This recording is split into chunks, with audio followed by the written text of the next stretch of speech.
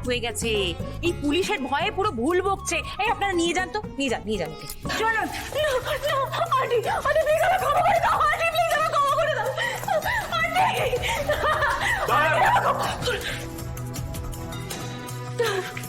আমি জানতাম দিদি তুমি আমার যেতে দেবে না। আর কোনোদিনও যদি গাঙ্গুলি বাড়ির চৌহদ্দিতে দেখতে পাই, তাহলে আমার থেকে খারাপ কেউ হবে না। নিয়ে যাবে কে?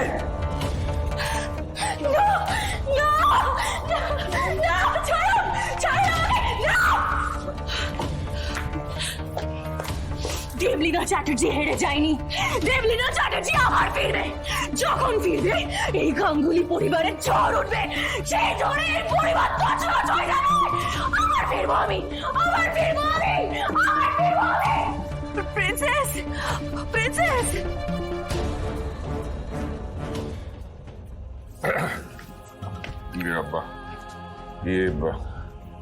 দেখুন,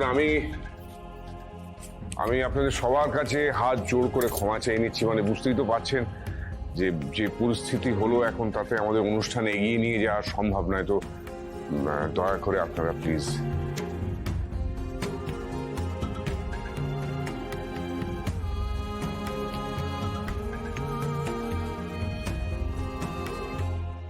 রোশন, তুমি থানায় গিয়ে তোমার জবানবন্দি দাও, বাকি কথা পরে হবে।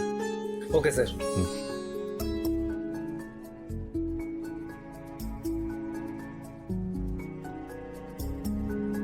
মা, রাজীব, দেখো ইন্দ্রাণী, আমি বুঝতে পারছি যে তোমার রাগ হওয়াটা খুবই স্বাভাবিক, কিন্তু একটা কথা দেখো তো, যে আয়ুষ, ঈশান আর কুসুম যদি না থাকতো, তাহলে বিয়ের আগে দেবলীনার আসল রূপটা আমরা জানতেই পারতাম না।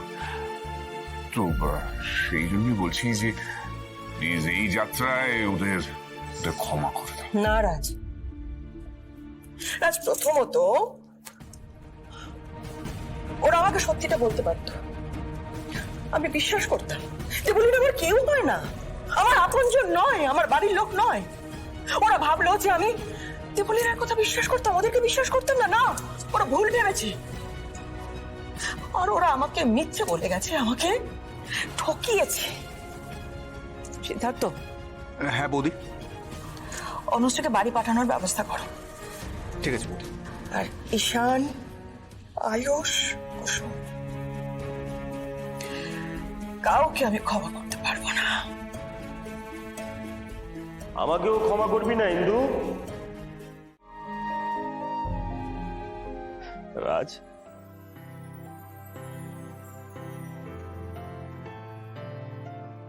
আমাকে ক্ষমা করে দে ভাই।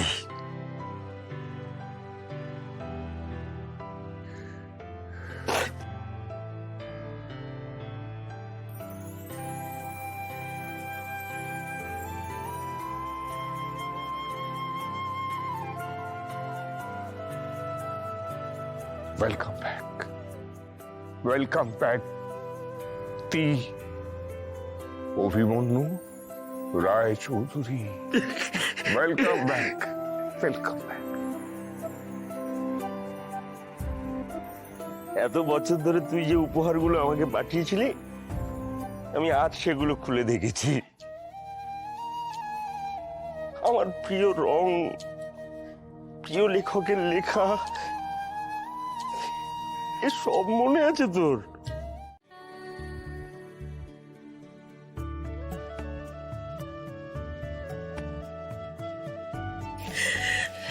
তুমি কেন বলনি আমাকে যে তুমি অভিমন্যু রায় চৌধুরীর মেয়ে? মাথায় করে রাখতাম তোমায়। তাহলে কেন বলনি বলো তো? রিভু, কত বড় হয়ে গেছিস রে রিভু। কেমন আছো মনি? কত বছর পর মনি ডাক্তার শুনলাম। কত বছর পর কেউ আমাকে মনি বলে ডাকলো রিভু।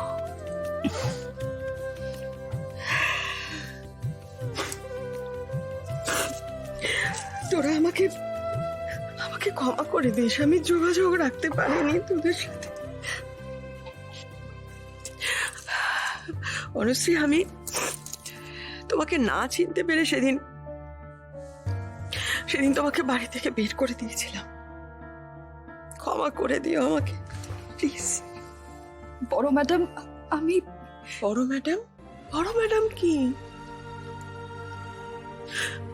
মনি বলো। মনে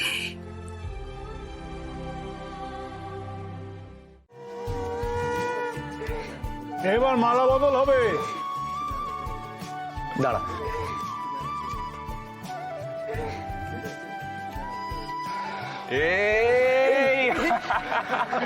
কি হলো? মালা পড়াতে গেলে ওইটুকু কসরত তো করতেই হবে। পড়াও এবার। আচ্ছা, বরপক্ষ পিছিয়ে থাকবে বুঝি? একদমই না ঈশান, কোনো চিন্তা নেই। ভাইদা, ভাইদা,